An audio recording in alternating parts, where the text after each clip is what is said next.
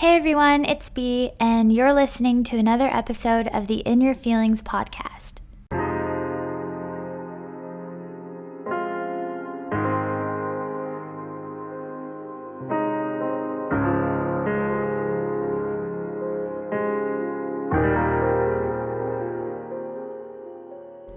For those of you who are new here, In Your Feelings is a podcast that I create with Thought Catalog every week that dives into the very real and messy aspects of life that we're all navigating. And we create these episodes together just to have honest conversations about things like relationships and moving on and worthiness, things that can feel really disheartening and confusing. And we do it in the hopes that, these 30 minutes or so make you feel less alone in what you're feeling, and that they remind you that you aren't the only person who might be dealing with certain things in life. So in light of that, today's episode is going to be about the collective experience we are all navigating right now in quarantine. I am getting so many messages from so many beautiful human beings who are finding isolation and the state of the world around them really, really tough to deal with right now. And what's even more disheartening is that so many people feel extremely alone and extremely unmotivated and like they're falling behind or like they're not doing enough in comparison to others. But based on what I'm reading and based around the conversations I'm having with people who I'm close to in life, based on the DMs I'm getting and the emails I'm getting and everything that I'm receiving, we are all feeling the same on a global level. We are all globally anxious. We are all globally stressed out, and I wanted to create a podcast that helped to remind you that you are not alone. You are not the only person who is feeling anxious right now. You are not the only person who is finding hope difficult right now.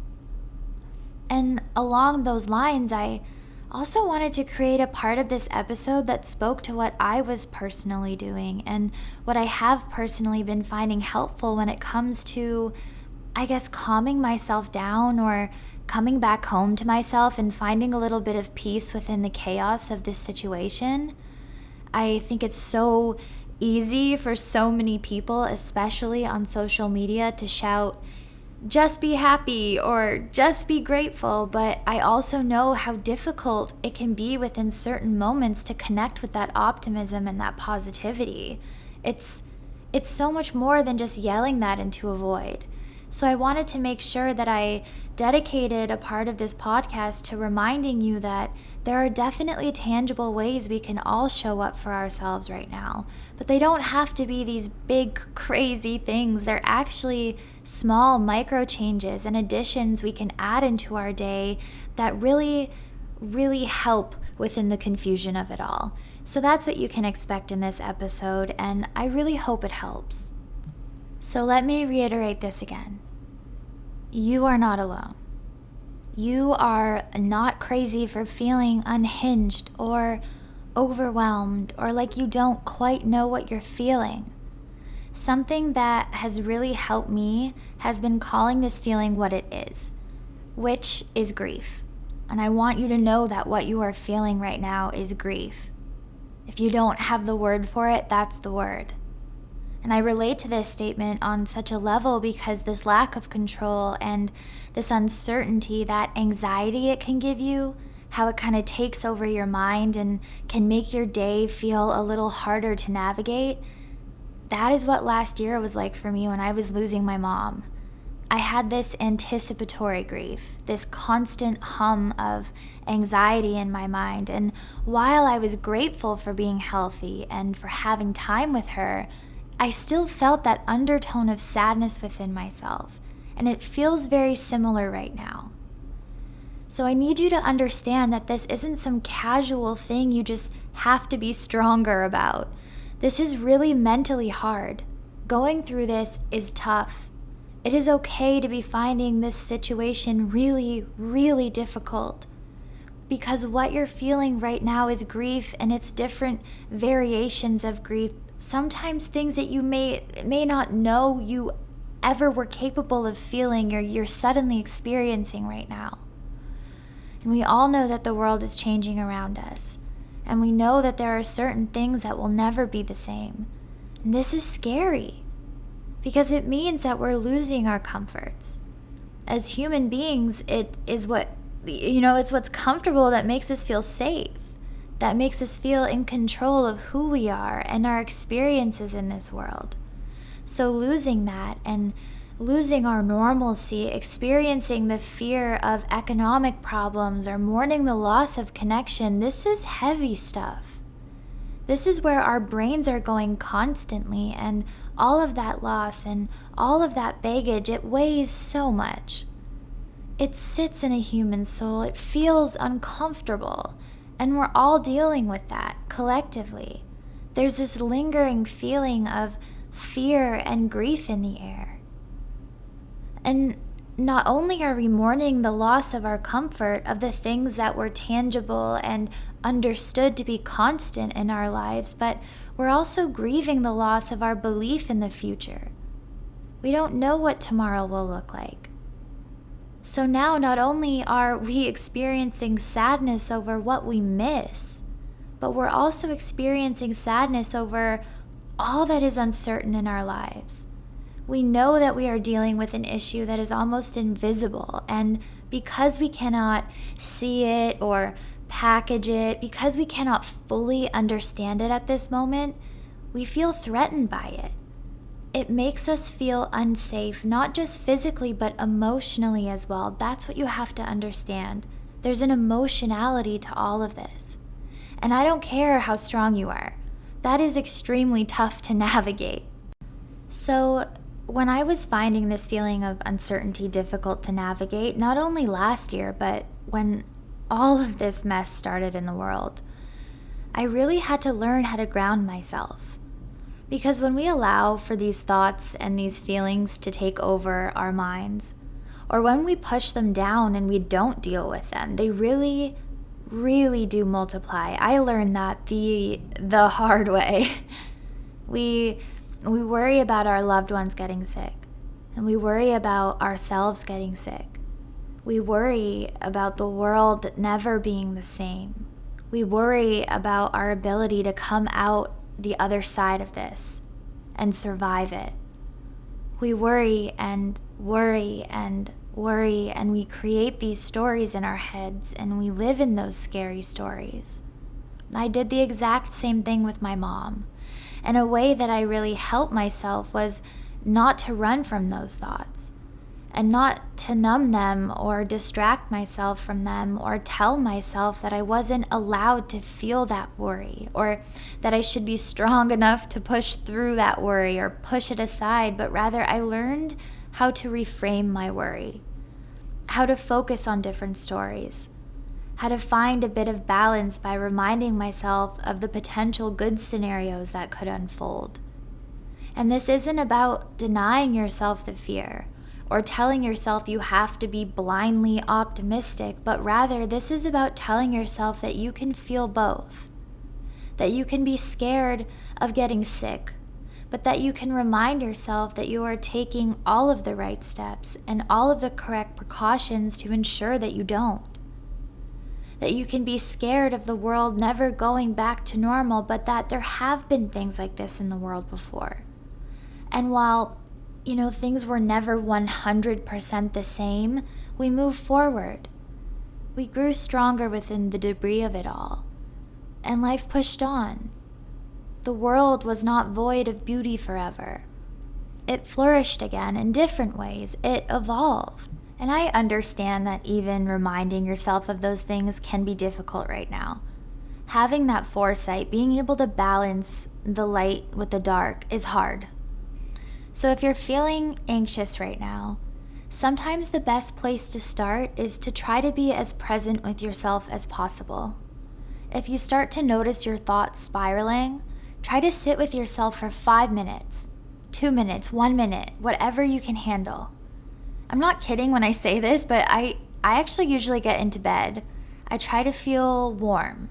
I try to focus on a few things in my room. I'll even name them. The act of doing so is grounding because it's a tangible activity that focuses your mind outward rather than inward.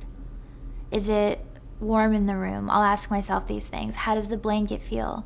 Is the sun shining? What does the rain sound like right now? I'll place my hand on my heart. I'll count as I do breathing exercises. And as I start to calm, I am reminded that the world didn't end, that the sky didn't fall, that everything I was anticipating didn't happen, that I was okay in that moment. And then I'll remind myself of what I am in control of. I am in control of washing my hands. I am healthy. I have food. I have shelter. All of those little reminders, even though they seem so small, even though they seem so momentary, and you might have another panic or you might start worrying again in 10 minutes, no matter what, they really do help to put a dent in the pain of it all. That presence helps to turn the world off, if only for a moment. It helps to remind you that you are in control of your mind. And again, I will continue to say this, sometimes that doesn't work, and that's okay. That's what's so crazy and messy about this whole situation. What I'm trying to remind you of is that you are human and that there is no guideline to navigating this kind of experience right now. So please just forgive yourself for feeling unfocused. Forgive yourself for feeling uninspired. Forgive yourself for feeling unmotivated. You are dealing with so much, consciously and unconsciously. Your brain is constantly working through different scenarios and anxieties and fears and grief on top of the regular stress that comes from working and daily life and relationships. Everything is heightened. Everything is messy. Don't vilify yourself for having days where you can't control that. Do not try to cut that from the experience or deny yourself the right to feel it. Feel it in any way you can, because in feeling it, you acknowledge it, and you remind yourself that you are human. You allow yourself to go through what you're going through.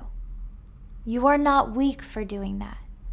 There is strength to be found in accepting where you are and allowing yourself to experience it without dismissing that human experience. And it's within that acknowledgement that we learn of different ways to cope. When we acknowledge the things that are causing us stress, we can also learn how to take inventory of the things that calm us and ground us and bring us a little bit of hope. So what helps you during these times? Really try to think about it. And I mentioned an example before, getting into bed and focusing on my breathing or focusing on the things in my room, really taking inventory of outward things in order to connect my mind with outward things. Because if not, I was only going to continue to go inward and inward and inward and potentially spiral. So I mentioned that example, but there are so many small micro changes I know we as human beings can add into our day that can help bring us back home to ourselves. Things that have scientifically been proven. Things that my friends are saying are just like saving them right now. And so I'm going to get into those things. But before I do just have to remind you that there is no right way to cope with all of this. Part of your job is to figure out how you cope with your emotions in a way that doesn't leave you drained. And that is a deeply personal process. That is something that you really have to connect with. So not everything I'm about to say that has been helping me or my friends or that scientists suggest to do will help you. But I hope that maybe even one thing will strike a chord. Maybe even one thing will inspire you. So my first little tip is to take social media with a grain of salt right now, or even, if you can, limit your time on it. And this is going to help so much with social comparison, because you may feel like you don't have a lot of control over things right now, but you can control the emotional contagion that has been proven to be caused by social media. You can control how you interact with the world right now.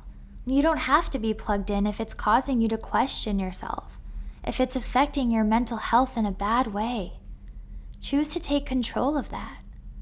Choose to take inventory over what accounts are making you feel like you have to be doing more, or what accounts are heightening your anxiety. And choose to unfollow or mute them. Choose to take your personal space back, your mental space, in any way you can. This is something that I really had to do for myself. You're not seeing the mistakes and the flubs and the errors right now. You're seeing what people in the world want you to see about their days and lives and routines and what they're doing and how they're coping. So we're all looking at Instagram and Twitter and all of these Facebook posts thinking, well, that's not how I'm going through this. I'm finding it so much more difficult. My routine doesn't look like that, etc., etc. And we're convincing ourselves that we're doing something wrong, but in reality, these people's lives don't even look like that. It's all a show. And, I think it's important to remind yourself right now that what you see on social media does not reflect reality. So if it's making you upset, try your best to distance yourself from it. Or try your best at least to focus on the accounts that do give you a little bit of hope right now. The accounts that make a bit of hope crack within your chest. The accounts that make you smile or laugh or think about the beauty this world has within it. The accounts that motivate you in a tangible way, not an aesthetic or idealistic way. Think about the accounts that make you feel connected and not disconnected from yourself. Because social media can be really connective, but it is controllable, and you're in control of what you see and what you don't see. So take inventory and really build out your social space. And this will help to make you feel so much better, because you have so much time to scroll now, and you have so much time to compare yourself. You might as well be scrolling and looking at accounts that are actually adding some positivity or some hope or some beauty or some joy or some laughs into your life. Okay, so my next tip is try your best to create a routine. Obviously, everyone is saying this right now, but routines are extremely helpful. So many scientists and psychologists are saying this. Don't just let the days melt into one another. Really carve out your week, your schedule, your weekend. Give yourself a weekend. Try to keep things as close to normal as they can possibly be. Obviously, we have a new normal right now. And your normal doesn't have to be about being insanely productive. But maybe you can orient yourself around certain things that truly do bring you home to yourself, that truly do remind you that you are living and breathing and okay. So maybe it's about scheduling time for a walk, or scheduling an at-home workout, or scheduling time to read. And I know that might sound silly, but the disruption in your normal daily routine can be one of the most difficult aspects of quarantine. It can leave you feeling directionless.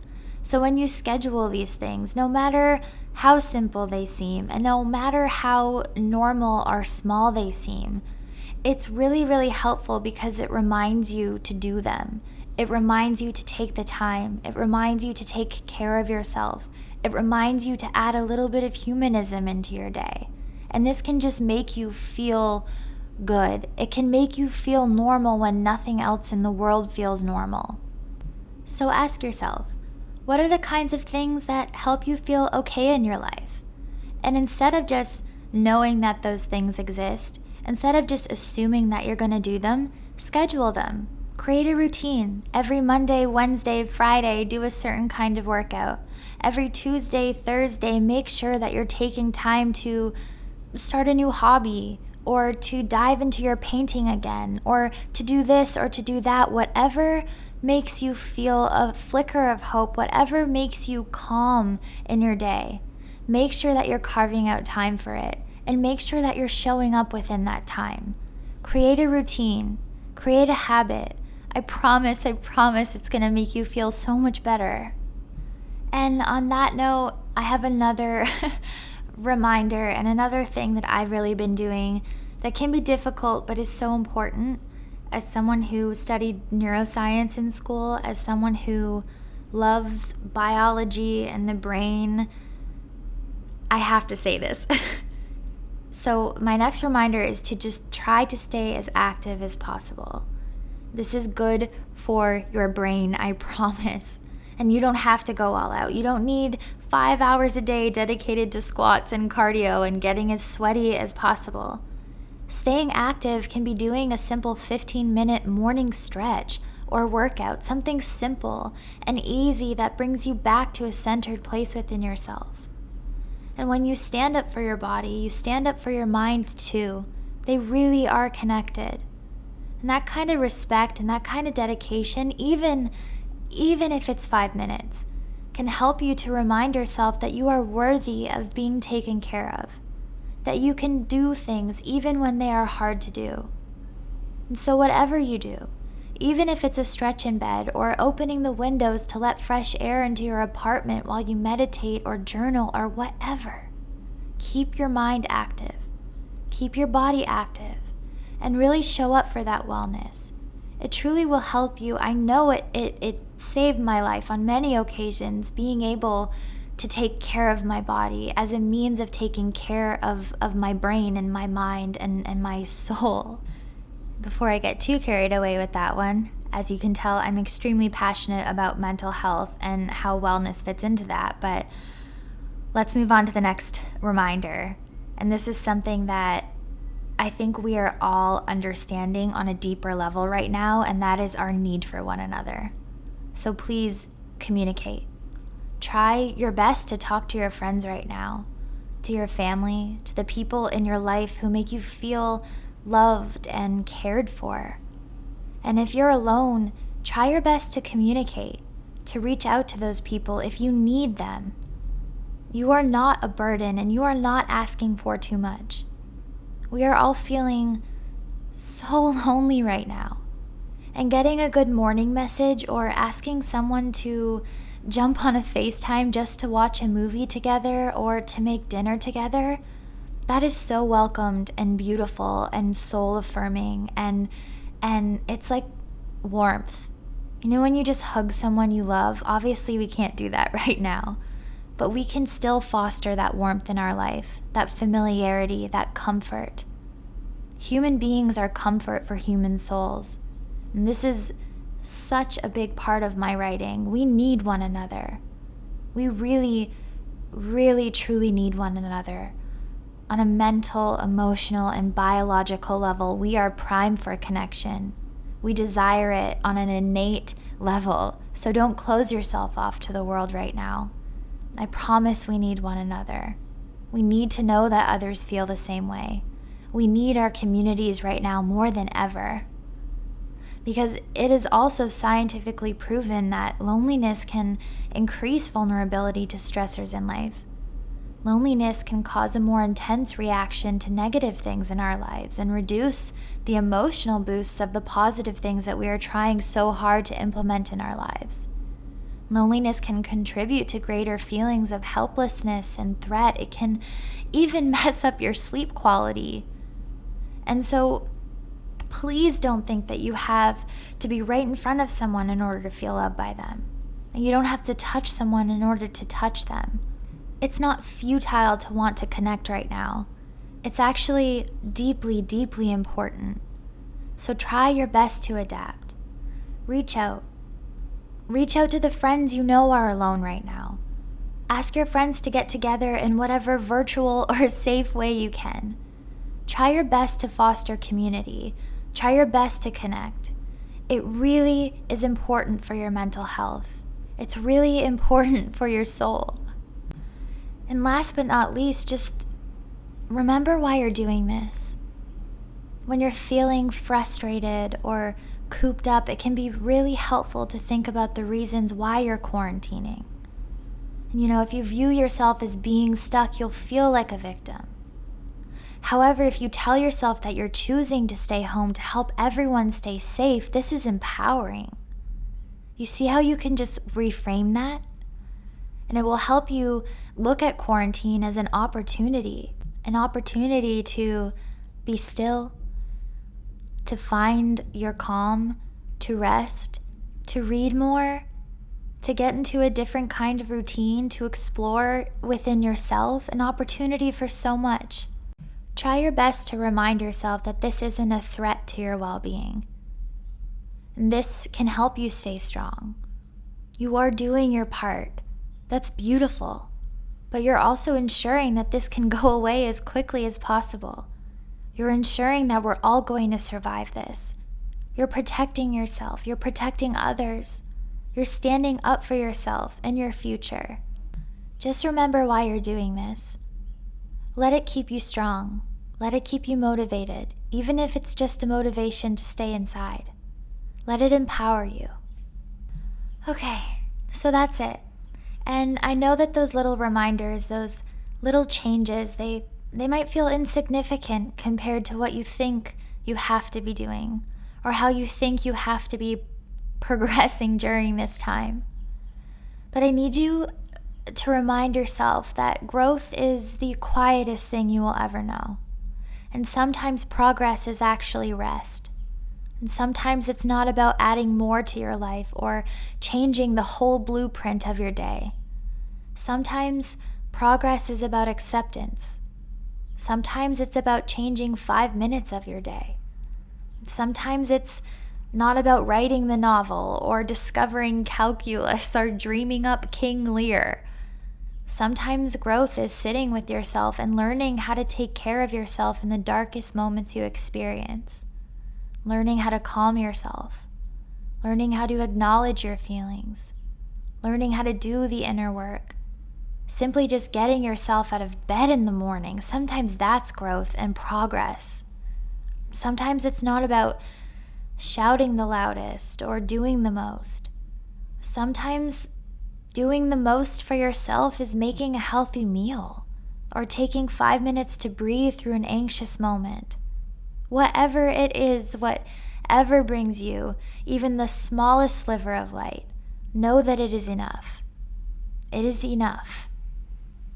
And things might change and the world might look different at the end of all of this. You might miss out on certain opportunities that you were looking forward to right now. You might have to navigate a bit of transformation as things start to open up again and as all of this starts to wane. But out of all of it, I know that you are capable and you are strong enough to make it to those moments.